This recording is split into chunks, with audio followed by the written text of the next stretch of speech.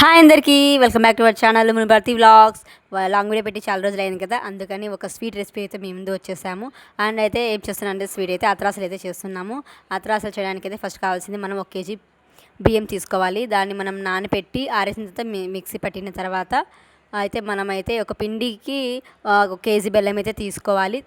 బెల్లాన్ని బాగా స్మాష్ చేసిన తర్వాత ఒక గిన్నెలో మనం ఒక గ్లాసులో నీళ్ళు వేసుకొని ఆ గిన్నె మొత్తం మనమైతే నీళ్ళు వేసుకొని కలుపుతూ ఉండాలి. పాకం వచ్చేంత వరకు మనం కలుపుకోవాలి బాగా బెల్లాన్ని అయితే. ఇలా కలిపిన తర్వాత పాకం వచ్చాక మనమైతే దాంట్లో పిండి వేసుకొని ఇలా కలుపుతూ ఉండాలి.